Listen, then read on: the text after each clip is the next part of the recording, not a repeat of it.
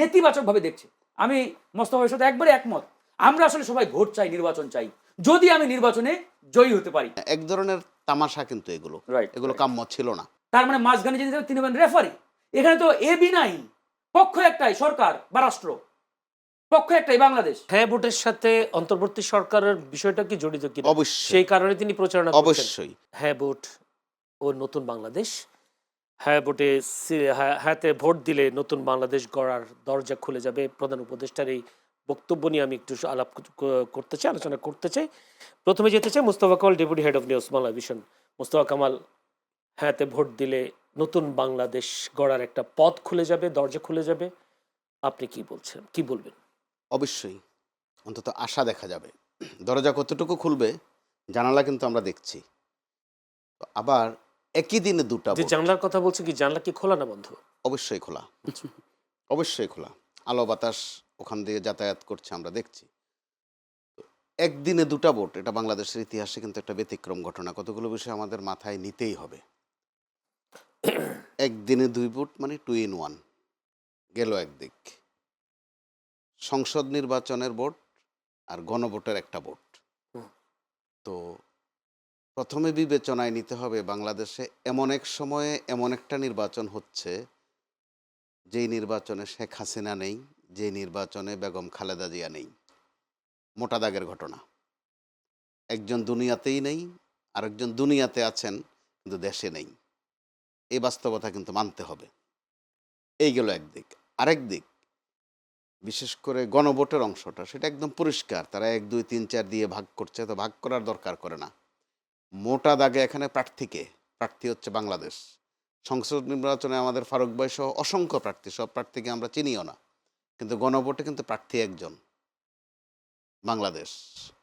অর্থাৎ 5 আগস্ট যে বিপ্লব হয়েছে, অথবা যেই অভ্যুত্থান হয়েছে, অথবা যদি বিপ্লব বা অভ্যুত্থান বলতে নাও চান, যে পরিবর্তন হয়েছে, এক প্রার্থী হচ্ছে এই পরিবর্তন, আর আরেক প্রার্থী ধরতে পারেন এই পরিবর্তন যারা চায় না। সোজা হিসাব কিন্তু। যারা চায় না তারা না এর পক্ষে। না এর পক্ষে। তাহলে হা নিয়ে এত হাঁ হাঁ করতে করতে আবার না কেন? আপনি দেখবেন, খেয়াল করে দেখেন যে কারো কারোর মধ্যে একটা মতিগতি আছে যে একটু নায়ের দিকে যাওয়া। তাহলে গেলে পরিষ্কার করে যান, তো ঘোষণা দিয়ে যান। ঘোষণা দিয়ে যান। আবার অন্তর্বর্তী সরকার প্রধান যদি বলা হয় যে তিনি তো নিরপেক্ষতা হারিয়ে ফেলেছেন, কেউ কেউ বলতে চাচ্ছেন যে তিনি আমি প্রশ্নটা করতাম আপনাকে, হায়ের পক্ষে ভোট উনি তো চাচ্ছেন কেন? রেফারির ভূমিকায়। তো এই প্রশ্নে, গণভোটের প্রশ্নে তিনি কিন্তু রেফারি নন, তিনিও একটা পক্ষ।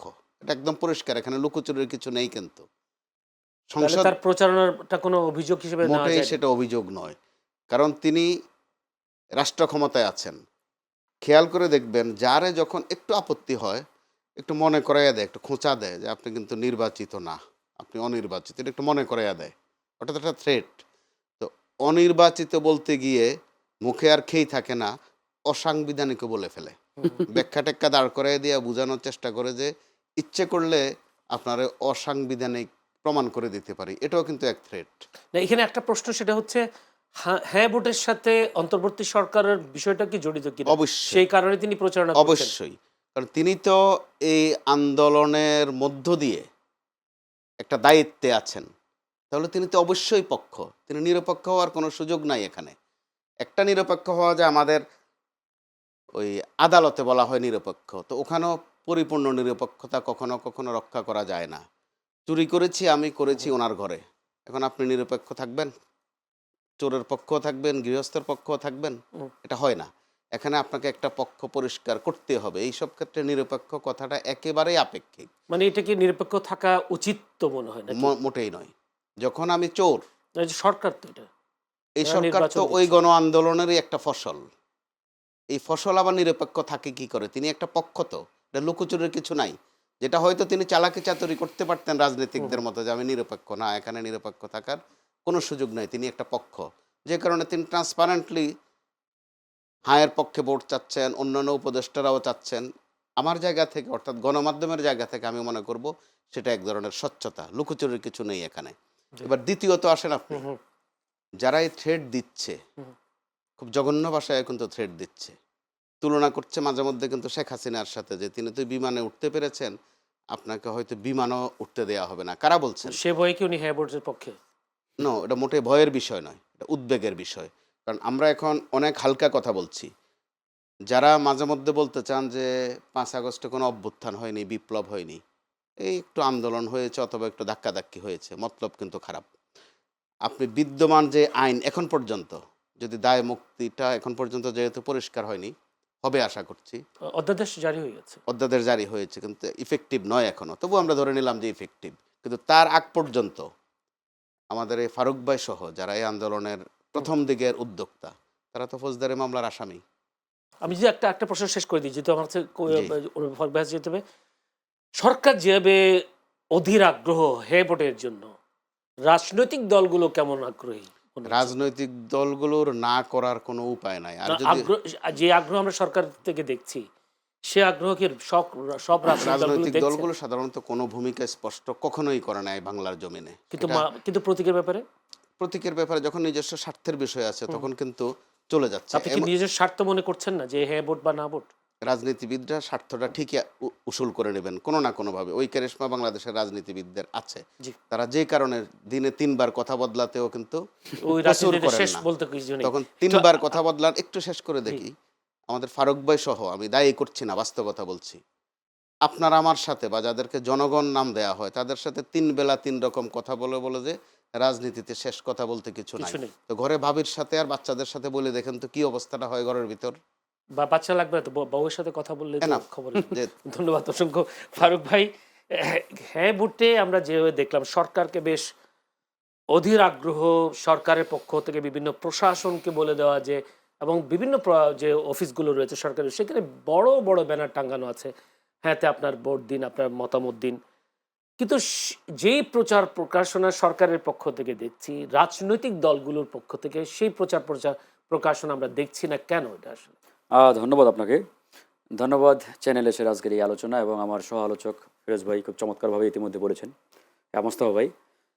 আসলে দেখেন, গণভোট মূলত পৃথিবীর ইতিহাসে যতগুলো হয়েছে, গণভোটের উদ্দেশ্যটাই হচ্ছে হাকে জয়যুক্ত করার জন্য।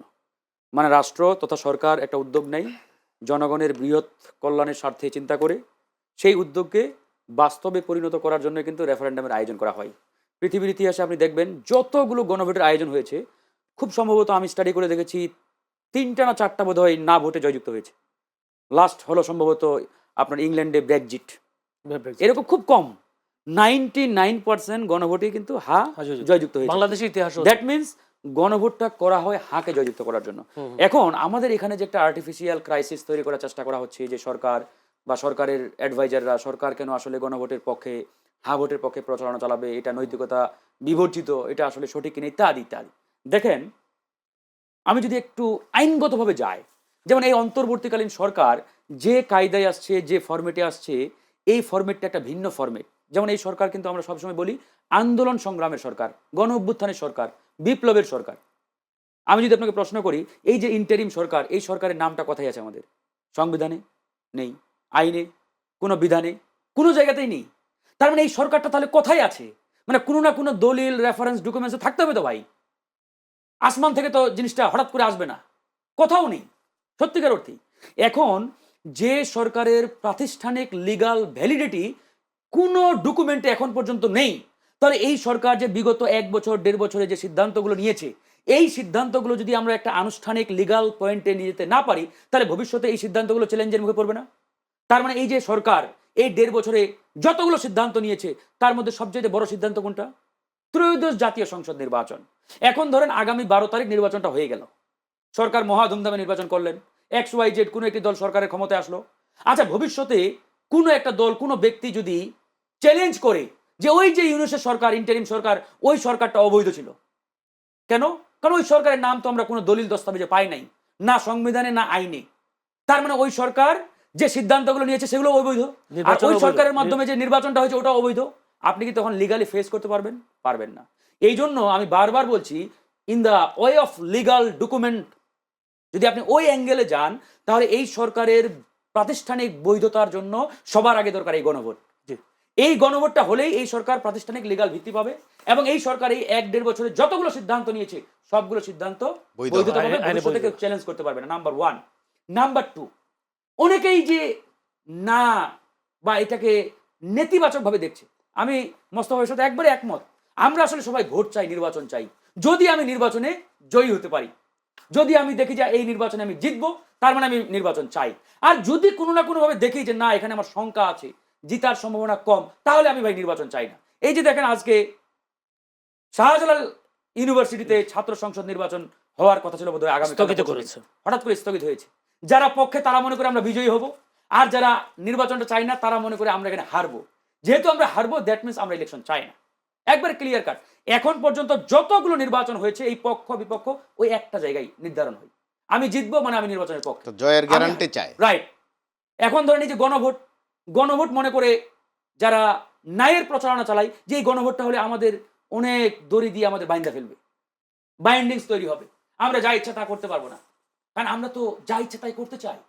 আমরা হাসিনার মতো অবাধে বিচরণ করতে চাই, লুটপাট করতে চাই, বিদেশে টাকা পাচার করতে চাই, যাকে ইচ্ছা তাকে গুম করতে চাই, যাকে ইচ্ছা তাকে কিক আউট মারতে চাই। কিন্তু যখন এই গণভোটটা হবে তখন কিন্তু এই যে যাকে ইচ্ছা তাকে যা ইচ্ছা তাই এই যে করার স্বাধীনতা এটা আর থাকবে না, বাইন্ডিংস তৈরি হয়ে সে যাবে, কারণে কিছু ব্যারিয়ার তৈরি হয়ে যাবে। এই জন্যই মূলত তারা এই গণভোটটাকে সহ্য করতে পারে না। জি। কিন্তু গণভোটটা যে তাদের জন্য ফরজ, এই জিনিসটা এই অবোধ রাজনীতিবিদরা এখনো বোধহয় ধরতে পারে নাই। আমি বারবার টেলিভিশন, টক শো, মিডিয়া সব জায়গায় বলি যে এই গণভোটটা না হলে ভাই আমি আপনি আমার এই নির্বাচন তো অবৈধ হয়ে যাবে, ভবিষ্যতে আমাকে নিয়ে প্রশ্ন করবে। এবার আসেন রেফারেন্স দিই। বাংলাদেশে এখন পর্যন্ত 3টা গণভোট হয়েছে, 77, 85, 91। 91টা আপনার একটা ট্রানজাকশন ছিল যে আমরা প্রেসিডেন্সিয়াল ফর্ম থেকে সংসদীয় ওয়েস্টমিনিস্টার ফর্মে আসন গেছি। ছিল। কিন্তু 77 এবং 85 ভেরি ভেরি ইম্পর্টেন্ট। 77 হচ্ছে জিয়াউর রহমান সাহেবের আমলের যে গণভোট, খেয়াল করে দেখেন ওই গণভোটে 19 পয়েন্টের আলোকে মানে 19 দফার আলোকে জিয়াউর রহমান সাহেব কিন্তু ওই গণভোটটা আয়োজন করেছিল। জি। এবং দেখবেন ব্যালট যেটা করা হয়েছিল ওই ব্যালটে একটাই প্রশ্ন ছিল বাট দুটো প্যারা। প্রথম প্যারাটাতে এইভাবে স্পষ্ট লেখা আছে যে জিয়াউর রহমান সাহেব যে ক্ষমতা গ্রহণ করেছেন এটা বৈধ কিনা, মানে ওনার ক্ষমতা গ্রহণের প্রক্রিয়াটা। আর সেকেন্ড প্যারাতে আছে উনি যতগুলো সিদ্ধান্ত নিয়েছেন এই সিদ্ধান্তের সাথে আপনি একমত কিনা।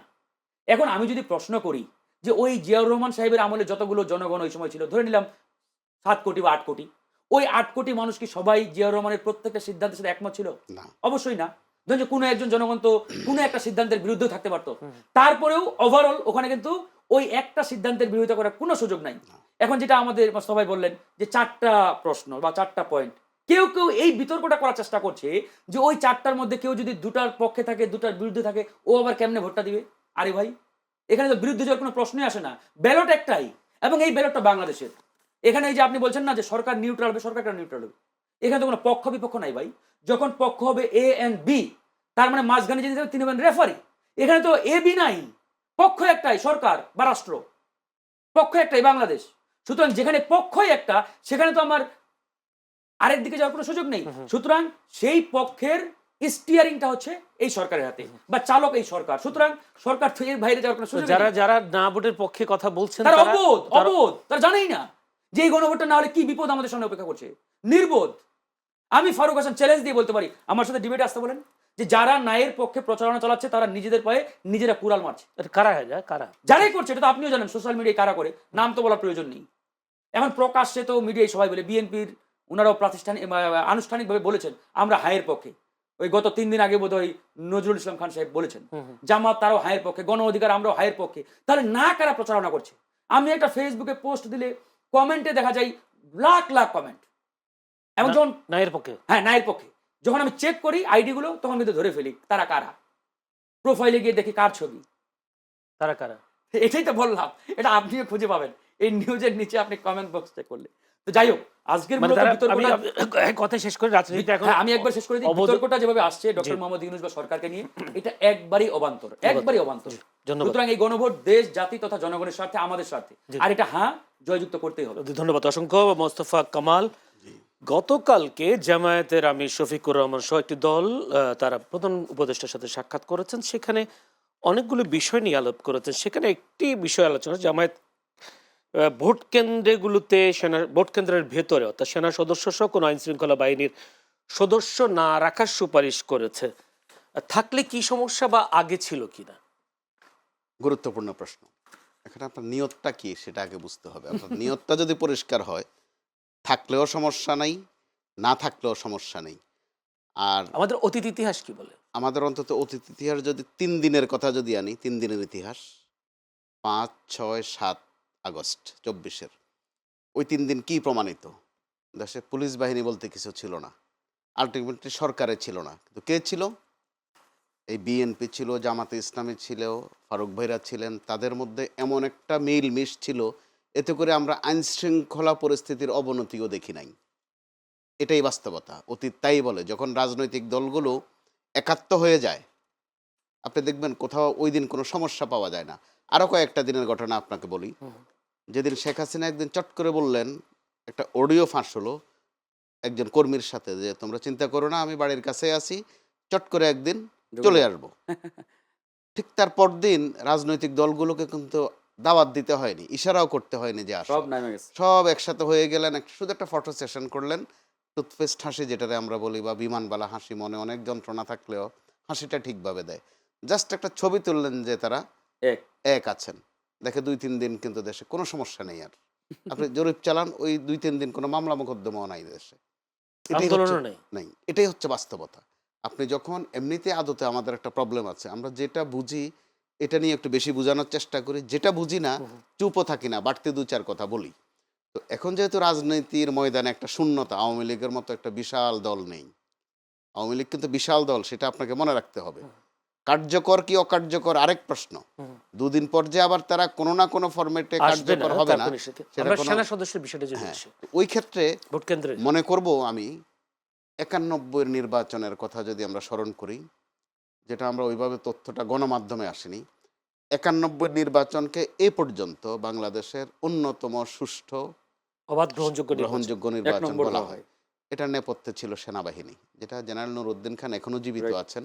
তিনি একটা আলোচনায় বলেছেন যে শাহাবুদ্দিন সাহেব, বিচারপতি শাহাবুদ্দিন সাহেব তাকে বলেছিল যে এটা কোনো ঘোষণা দিয়ে নয়, কোনো ডিক্লারেশন দিয়ে নয়, সেনাবাহিনীর সহযোগিতা দরকার চমৎকার একটা নির্বাচন তুলতে। এখন যেমন সেনাবাহিনীকে আমরা নানান নাম দেই, স্ট্রাইকিং ফোর্স, ম্যাজিস্ট্রেসি পাওয়ার, কোনো শব্দ করা হয়নি ওই সময়। যে সেনাবাহিনী যদি একটু তৎপর থাকে মাঠে, সেটা প্রমাণ কিন্তু 91-তে। Right. আজ পর্যন্ত সুন্দর নির্বাচন। তো আবার জামাত ইসলামী অথবা বিএনপি, তাদেরও গত কয়েকদিন একটা বাতিকের মতো, বেরামের মতো যেটা হয়ে গেছে, এক পক্ষ যদি সকালে কিছু একটা বলে, দুপুর নাগাদ অন্য পক্ষের কিছু একটা বলতে হয়। আবার পরের দেখা- দিন তো আবার দেখি আবার আবার উল্টে একই যায়, একই উল্টেও কথা। যায়। হ্যাঁ, এটা মানুষ একটু বিনোদন পাচ্ছে, একেবারেই বিনোদন। তো ওই জায়গায় আপনি দেখেন আমি কতটুকু- মির্জা ফখরুল একটা বক্তব্য কোট করি, সেটা বলছে গতকালকে তিনি বলেছেন নির্বাচন কমিশন যোগ্যতার সঙ্গে দেশে একটি সুষ্ঠু নির্বাচন উপহার দিতে পারবে বলে আশা প্রকাশ করেছেন। আজকে তিনি বলেছেন শহীদ প্রেসিডেন্ট জিয়াউর রহমানের সমাধি জিয়ারত করে। আর গতকালকে তিনি বলেছেন নির্বাচন কমিশন পক্ষপাতমূলক আচরণ করছে। এটাই বলছিলাম তাহলে আমি। একদিনের ব্যবধানে দুই কথা। রাজনীতিকরা সকালে একটা বলেন, বিকেল একটা বলেন, একদিন পরে আরেকটা আরেকটা বলেন বলেন। একই। তো এই বিষয়টা কি তাহলে বিএনপি জামায়াতের যিনি নায়েবে আমির তাহের বলেছেন যে ভোট কেন্দ্রের ভিতরে সেনা সদস্য, আইন শৃঙ্খলা বাহিনীর কোনো সদস্য না রাখার সুপারিশ তারা করেছেন, ভোট কেন্দ্রের ভেতরে, বাইরে নয়। অথচ এর আগ পর্যন্ত তাদের কিন্তু অনুরোধ ছিল সেনাবাহিনী যেন ভালোভাবে ফাংশন করে। তো এই হচ্ছে আমাদের একটা দুর্ভাগ্য বলতে পারেন। আর দুর্ভাগ্য না বলে যদি মধ্যবর্তী জায়গায় থাকতে চান, তাহলে একটা বিনোদন হিসাবে নেওয়া যায়। তো আমি বলছি এই কারণে কিছু কিছু জিনিস নিয়ে হালকা কথা কম বলা ভালো। আওয়ামী লীগ কিন্তু সেনাবাহিনীকে আইন শৃঙ্খলা বাহিনীর সংজ্ঞার মধ্যেই রাখেনি, এমন অবস্থা করেছিল। অর্থাৎ প্র্যাকটিক্যালি সেনাবাহিনীকে আনসারের পর্যায়েও রাখেনি।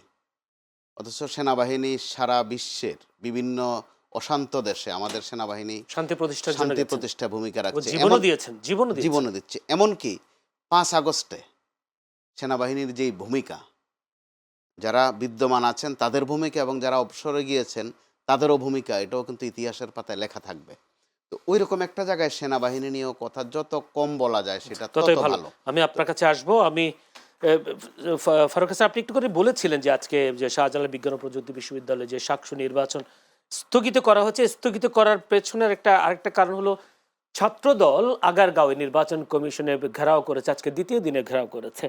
দুটা প্রশ্ন। একটা প্রশ্ন হলো তফসিলের পর সমাবেশ নিষিদ্ধ করেছে নির্বাচন কমিশন। এরপর নির্বাচন কমিশনের সামনে গিয়ে ছাত্রদের 2 দিন ধরে অবরোধ করে রেখেছেন এবং তাদের ফলও পেয়েছেন। তারা সাকসু নির্বাচন হাইকোর্টের মাধ্যমে স্থগিত করার একটা সিদ্ধান্ত। নির্বাচন কি আসলে ছাত্রদল ভয় পায় কিনা? আসলে দেখেন, আমরা সবাই নিরপেক্ষ প্রশাসন চাই, যে নির্বাচন কমিশন নিরপেক্ষ হবে, সরকার নিরপেক্ষ হবে, পুলিশ বাহিনী নিরপেক্ষ হবে, প্রশাসন নিরপেক্ষ হবে, এটা আমরা সবাই চাই। আবার একই সাথে আমরা মনে মনে এটাও চাই যে ওই পুলিশ বাহিনীর প্রধান আমার মতাদর্শের হবে। প্রশাসন নিরপেক্ষ চাই, কিন্তু এই সচিব, অতিরিক্ত সচিব, জয়েন্ট সেক্রেটারি, এগুলো আমার আইডিওলজি বিলং করবে, এরকম আমার দেখতে। পক্ষে নিরপেক্ষ Right. থাকুক।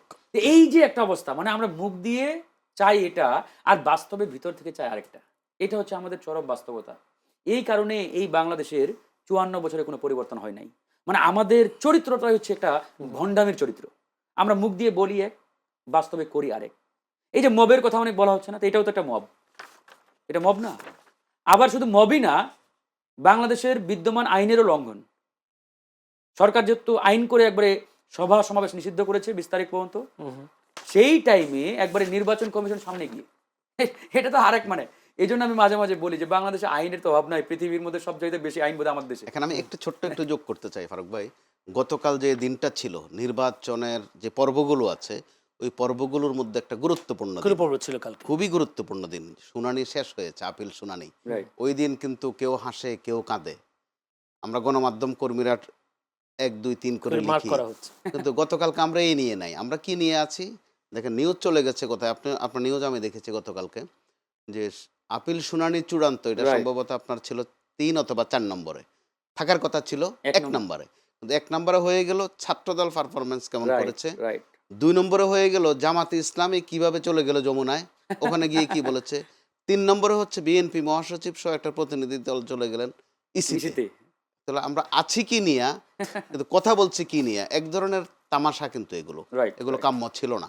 তো আবার একবার বলছে যে নির্বাচন কমিশনকে যে তারা জামাতের দিকে হেলে পড়েছে, আবার জামাত গিয়ে বলছে যে নির্বাচন কমিশন বিএনপির দিকে দুলে পড়েছে। এই যে হেলে আর দোলে, এগুলো যে আপনারা আমাদেরকে শোনাচ্ছেন, এগুলো তো এত বিনোদনও ভালো না, এটা বিনোদনের সময় না। জি। আমরা বলছি, সরকারও বলছে একটা উৎসবের সাথে নির্বাচন হবে।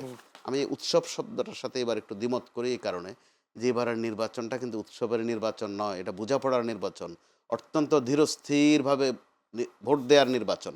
তো এই কারণে জয়ী হলে আপনি জয়ী হয়ে গেলেন, সব জয় কিন্তু জয় না। শেখ হাসিনা তো বারবার জয়ী হয়েছে। হয়েছেন, জি। তিনি বারবার বলেন 4 বারের প্রধানমন্ত্রী। তো যখন ওই বেগম খালেদা জিয়ার প্রশংসা করতে কেউ কেউ বলে 3 বার, বলে যেটা কম বলেন, আরেকজন 4 বার হয়ে আছে, বার দিয়ে বেগম খালেদা জিয়াকে নির্ণয় মহিমান্বিত করা করা দরকার যাবে না। আরও এখানে যেহেতু প্রসঙ্গটা এসে গেছে, একটু বলতে হয়। এনসিপির উদ্দেশ্যে আমি মাঝে মধ্যে বলি, ফারুক ভাইদের উদ্দেশ্য বলি, বেগম খালেদা জিয়াকে যে আমরা কয়েকটা বিশেষণ দেই, আপসহীন নেত্রী, দেশনেত্রী, এগুলো যখন তিনি এই বিশেষণগুলো পেয়েছেন, তিনি এমপি হননি তখনও, তিনি এমপি হননি, তিনি রাজপথেই কখনো কখনো একা বিরোধী দল, কখনো কখনো খুব দুর্বিষহ অবস্থা, তার সাথে কেউ নাই, একটা সময় শুধু ছাত্রদল তার সাথে, বিএনপিও এত হৃষ্টপুষ্ট নয় তখন। তো আজকে এনসিপি যারা আছে অথবা তাদের মুরব্বী ফারুক বেরা যারা ওনাদেরকে হৃষ্টপুষ্ট করে এতটুকু এনেছেন, তাদের জন্য কিন্তু একটা মেসেজ আছে এখানে, এমপি হওয়া লাগবে আপনার জননন্দিত হতে, আপসহীন হতে গেলে, নিজেকে আইকন করতে গেলে এমপি না হয়ে হওয়া যায়। এমনকি বেগম খালেদা জিয়া যে শেষ দিকে যারা তাকে পছন্দ করে না অথবা আওয়ামী লীগ করে, তারাও কিন্তু আড়ালে আবডালে স্বীকার করেছেন যে ঐক্যের একটা প্রতীক কিন্তু তিনি হয়ে গেলেন। তো তিনি তো প্রধানমন্ত্রী ছিলেন না, প্রধানমন্ত্রীও ছিলেন না, বিরোধী দলীয় নেত্রীও ছিলেন না, কিন্তু যখন রাজপথে কেউ তার সৌন্দর্যের বিকাশ ঘটাতে পারে, তার বিশেষত্বের বিকাশ ঘটাতে পারে, প্রমাণ হলেন বেগম খালেদা জিয়া। তিনি সেটার উদাহরণ। জি, ধন্যবাদ। যে ফারুক হাসান, 17 জানুয়ারি মনে দেখেছেন আপনি, যদি বলি রিটার্নিং কর্মকর্তাকে কোনো ধরনের শাসিয়েছেন কিনা কোনো সময়? আমি জি। না, আমি শাসাবো কেন? না, রুমিন ফারহানাকে দেখলাম শাসাতে, আপনি কি শাসান নাই? না, আমরা তো আইনের মধ্য থেকে, মানে আইনের প্রতি শ্রদ্ধা রেখে আমরা আইন অনুযায়ী যা করতে পারি তাই করি। আমরা না, রাজনীতিবিদরা, তাহলে প্রশাসন যেভাবে বলা হচ্ছে যে আমরা অনুমতি না দিলে আপনি এখান থেকে যেতে পারবেন না, রাজনীতিবিদরা এরকম প্রশাসনের কর্মকর্তাদের, সর্বোচ্চ কর্মকর্তা, রিটার্নিং কর্মকর্তা বলতে পারেন কিনা? আমি এই জন্যই শুরুতে বলেছি যে বাংলাদেশে পৃথিবীর মধ্যে সবচাইতে বেশি আইন আমাদের এই দেশে, বাট আইনের বাস্তবায়ন আবার সব দিক দিয়ে, মানে পৃথিবীর মধ্যে সবচাইতে কম বাস্তবায়নটা আমাদের এদেশে হয়। আর এখানে আমাদের আইনটা আসলে এক দেশ দুই রকমের আইন, মানে যারা পাওয়ারফুল, বলিষ্ঠ, শক্তিশালী তাদের জন্য এক আইন, ক্ষমতাবান যারা, আর যারা সংখ্যালঘু, কম পাওয়ারফুল, হ্যাঁ দুর্বল, তাদের জন্য আরেক আইন। তো বাস্তবতা মাঠে যা দেখতে পাচ্ছেন সেটাই। এখন যাদের শক্তি বেশি, যারা পেশি শক্তি, অন্যান্য শক্তি দিয়ে ধরেন যে এগিয়ে আছে মাঠে, ওরা পাওয়ার দেখাচ্ছে, এটাই তো হচ্ছে। উনি তো বলেছেন আর ওরা- প্রশাসন যন্ত্র ওনার তো দল লাগে না বলেছেন, কিন্তু বিএনপির ইতিহাস, আওয়ামী লীগের ইতিহাস, যারা দল থেকে বের হয়েছে তাদের অবস্থান কি তো দেশের শুনেন, মানুষ জানে। দল থেকে বের হওয়া আর দল থেকে বের করে দেওয়া অন্য এক সময়, আর নির্বাচনের সময় দল থেকে বের করে দেওয়া, দল থেকে বহিষ্কার করা, এগুলোর মধ্যে অনেক ফারাক, তফাৎ অনেক আছে। তফাৎ আছে ভাই। এমনও আমরা বিগত সময়ে দেখেছি, ধরেন যে উপরে উপরে দল থেকে বহিষ্কার করে দেয়, তলে তলে বলে দেয় তুমি জিতে আসো, ফুলের মালা দিয়ে বরণ করে ফুলের মালা দেবো। বরণ করে দেবো। তো এটা যে একটা নির্বাচনী কৌশল বা কৌশল না, এটা তো আমরা বলতে পারছি না। এটা বলতে পারবো আমরা 13ই ফেব্রুয়ারি। 13ই ফেব্রুয়ারি কি হবে? আমার কাছে খুবই তো সুতরাং অনেকগুলো প্রশ্ন। ফারুক ভাই আপনার কাছে আবার আসবো, আমি তো ইয়ার কাছে যাই, মুস্তাক ভাই। কালকে যেটা জামায়াতের নেতা তাহের সাহেব, তিনিও আবারও বলেছেন তারেক জিয়াকে কেন বেশি বেশি নিরাপত্তা দেওয়া হচ্ছে। এটা এক ধরনের উনি বলেছেন যে লেভেল প্লেইং ফিল্ড যেটা, সেটা ওটা সাংঘর্ষিক উনি বলতে চাচ্ছেন। আপনি লেভেল কি প্লেইং ফিল্ড অর্থাৎ একেবারে ইংরেজি শব্দ, এটা দিয়ে তারা যে যার মতো করে, বিএনপি এই শব্দটা অনেকদিন ব্যবহার করত, জামাতা ব্যবহার করে। এর মধ্য দিয়েও এই প্রশ্ন তোলাও যেহেতু আমাদের একটা সুযোগ তো আমাদের হয়েছে প্রশ্ন তোলার, যেহেতু আমরা চোখে চোখ রেখে প্রশ্ন করতেই পেরেছি, তারপরও আমি একটু ইতিবাচক দিক এখনো দেখি। গতকালকের যে সম্বোধনগুলো ছিল ওখানে একটু ভাসুর ভাসুর ভাব ছিল, নামটা নেওয়া হয়নি।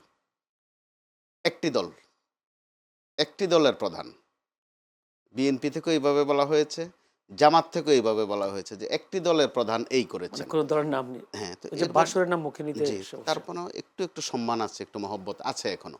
তো নির্বাচন আসা পর্যন্ত যদি এভাবে চাপ তৈরি করা থাকে, একেবারে মন্দ না, কিন্তু আমি কতটুকু চাপ দিতে পারি। এই মুহূর্তে বেগম খালেদা জিয়ার মৃত্যু এবং দাফনের পর, তারেক রহমান সাহেব দেশে আসার পর, তারেক রহমানকে নিয়ে যে একটা হাইট তৈরি হয়েছে, যে একটা হাইপ তৈরি হয়েছে, এর বিপরীতে কথা আছে। তিনি কিন্তু নিজের মুখে বলেছেন যে আমি পরিপূর্ণ এতিম হয়ে গেলাম। এটা আবেগপ্রবণ কথা, এটা রাজনীতির কথা না। তো আমাদের রাজনীতিবিদরা, জামাতে ইসলাম সহ বিভিন্ন দল তাকে শোক জানাতে যাচ্ছে, শোক বইতে চমৎকার চমৎকার বাক্য মন্তব্য লিখছে। লিখেছেন। কিন্তু বেরিয়ে এসে আস্তে করে একটা খোঁচা দিচ্ছে। এটা কিন্তু এই খোঁচা দেওয়ার সময় নয়, এটা খিঁচুনি দেওয়ার সময় নয়। আপনি যখন নিরাপত্তার প্রশ্ন আসে, তারেক রহমান সাহেবের যে বাড়তি নিরাপত্তা দরকার, এটা কে না বোঝে? কে না বোঝে? যিনি প্রশ্ন করেছেন তিনিও জানেন। তো এরকম যদি সব দল মনে করে যে আমাদেরও একজন দলের প্রধান আছেন, তো যদি প্রশ্ন করা হয় উনি কি শহীদ প্রেসিডেন্ট জিয়াউর রহমানের সন্তান কিনা, উনি বিএনপির চেয়ারপারসন কিনা বা চেয়ারম্যান কিনা, এটা নিজের কাছে জবাব আছে। কিন্তু এরপরে বোধহয় একটু ঠোকাঠুকি করা, কথা বাহাস করা, মুখ চালানো, এই একটা প্রবণতা থাকতে পারে। এগুলো মানুষ ভালোভাবে নিচ্ছে না। এই গেল একদিক। দ্বিতীয় দিক হচ্ছে, বিএনপির সমালোচনা করার অনেক বিষয় আছে। যৌক্তিক সমালোচনাগুলো করলে সেটা যারা করবেন তাদের জন্য উপকার হবে, দেশের জন্যও হবে, আমি মনে করি আমার জায়গা থেকে। কারণ বিএনপির জনপ্রিয়তার প্রশ্নে এমন একটা স্কেলে আছে, তাকে চাপে রাখা যেতে পারে, যৌক্তিক সমালোচনা করা যেতে পারে। কিন্তু এমন সব হাস্যকর বিষয় সামনে নিয়ে আসা হচ্ছে যেগুলো কলিজায় আঘাত দেওয়ার মতো, কিন্তু কোনোটা। প্রার্থীরা নির্বাচন আসলে একটু সমালোচনা করবেন, ফারুক ভাই যিনি আছেন উনি ওনার প্রতিদ্বন্দ্বীকে কিছু সমালোচনা করবেন, কিন্তু তারা বোধহয় মাঝে মধ্যে ভুলে যান যে এমন একটা মন্তব্য করেন, এটা কিন্তু পরবর্তীতে তওবা করেও কাভার দেয়া যায় না, এটার কাফফারা বড় নির্মম হয়। আমরা দেখেছি। কিন্তু যদি স্মরণ করেন, শেখ হাসিনার মুখ দোষে যত সর্বনাশ হয়েছে, কাজের কারণে কিন্তু এত সর্বনাশ হয়নি। একটা আজে বাজে কথা বলতেন, তিনি হয়তো 5 ডিগ্রি তুলে দিচ্ছেন সকালবেলায়, দুপুরে ওবায়দুল কাদের ওটার উপরে আরও কি বলা যায়, সন্ধ্যা নাগাদ হাসান মাহমুদ বললেন যে আরও কিভাবে উপরে উঠা যায়, আরও একটা মন্দ কি বলা যায়। তো ওখান থেকে তো শিক্ষা নেওয়ার বিষয় আছে ভাই, যে অতি মুখ চালালে, অতি মুখ পাণ্ডিত্য করলে বাড়তি কথা কি পরিণতি ডেকে আনে। এটা কিন্তু আমাদের যারা এখন বিদ্যমান রাজনীতিতে একটা অবস্থান নিয়ে আছেন তাদেরও ভাববার বিষয় আছে। জি, আমি বিশেষ আসবো। করে বিএনপির তো বেশি, যেহেতু বড় দল তার দায়িত্ব বেশি। এবং বিএনপি কিন্তু খেয়াল করবার বিষয়, ধৈর্যের একটা পরিচয় দিচ্ছে, তারা কিন্তু ওইভাবে জবাব দিচ্ছে না। না, আমরা তাই দেখেছি বিএনপি চেয়ারম্যান তারেক রহমান আসার পর তেমন কোনো সমালোচনা না, করতে, তিনি গতকালকে সম্ভবত একটি কথা বলেছেন, শত নির্যাতন নিপীড়নের মধ্যেও বিএনপির নেতা কর্মীরা গুপ্ত কিংবা সুপ্ত ছিলেন। সেটা একটা ইঙ্গিতবহ এবং একটা তথ্য এবং বেদনারও কথা। তো তথ্যগতভাবে তো ঠিক আছে, বিএনপির নেতারা কিন্তু সুপ্ত হয় নাই, গুপ্ত হয় নাই অন্য কোথাও। নির্যাতন সয়েছে, আন্দোলনে ব্যর্থ হয়েছে বারবার, পার্টি অফিসেও তাদের কেউ কেউ হাতছাড়া বলছে হয়ে এটা গেছে। জামায়াতকে ইঙ্গিত করা হয়েছে। জামাতকে ইঙ্গিত করেছে, এটা তো সত্য, ইঙ্গিতের অবকাশ রাখে না। জামাত কৌশলী দল, বরাবরে জামাত এগুলো এইসব কৌশলে তারা পারঙ্গম, যেটা তারা শিক্ষাঙ্গনগুলোতে প্রতিষ্ঠিত করতে পেরেছে, ডাকসুতে, জাকসুতে, রাকসুতে, চাকসুতে, যে কারণে তাদের একটা উচ্চাশা আছে যে শিক্ষাঙ্গনে যেহেতু আমাদের একটা অন্যরকম অবস্থা তৈরি হয়েছে, সেটা মার্কেটিং তারা করবে তাদের জায়গা থেকে। তো কিন্তু কৌশলের প্রশ্নে প্রতিপক্ষকে ঘায়েল করার চেষ্টা, তো সেটাতে আওয়ামী লীগ করে ব্যর্থ হয়েছে। চালাকির প্রশ্নে আপনি আওয়ামী লীগের চেয়ে চালাকি এদেশে কোন দল আছে? ইঞ্জিনিয়ারিং করা, নির্বাচন ইঞ্জিনিয়ারিং করা, ম্যানিপুলেট করা, কথাকে বিকৃত করা, মুহূর্তের মধ্যে চোখ উল্টে দেয়া, আওয়ামী লীগের চেয়ে পারঙ্গম কে ছিল? কে ছিল? তো শেষ পর্যন্ত তো এক কাপড়েই পালানো লাগছে। শেষ পর্যন্ত পরিণতি ভালো হয়নি। ধন্যবাদ। আমি ফারুক হাসান, জামায়াতের এই নেতা তাহের নায়েবে আমির, তিনি আবার আরেকটি কথা বলেছেন, যেহেতু আপনারা উপদেষ্টাদের সাথে বিভিন্ন সময় কথাবার্তা বলেছেন, ঐকমত্য কমিশনে গেছেন, তিনি বলছেন সুষ্ঠু ভোটের বিষয়ে উপদেষ্টাদের কেউ কেউ প্রধান উপদেষ্টাকে বিভ্রান্ত করছে। আপনারা কি মনে করেন? ধন্যবাদ। শুরুতেই বলে রাখি, তারেক রহমান সাহেবের যে প্রোটোকল নিয়ে জামাতের পক্ষ থেকে যে এটা যে মন্তব্য করা হয়েছে, এটা আমি মনে করি একটা হাস্যকর মন্তব্য। এবং জামাতের মতো একটা দলের পক্ষ থেকে এরকম একটা বক্তব্য আসা, এটা একবারেই মানে মানে রাজনীতির মাঠে যায় না যায় না। কোনোভাবেই। আমাদের বক্তব্য হচ্ছে যে উনাদের আমিরের যদি আরো প্রোটোকল প্রয়োজন, নিরাপত্তা দরকার হয়ে থাকে, ওনারা আবেদন করতে পারে। করেছেন? এরপরে আবেদন তো করেছেন। যাই হোক, এরপরে যদি সরকার সেই নিরাপত্তা না দেয়, তখন এরা প্রশ্ন তুলতে পারে যে আমাদের দলীয় প্রধানের আমরা এই নিরাপত্তা চেয়েছি, বাট সরকার দেয় নাই।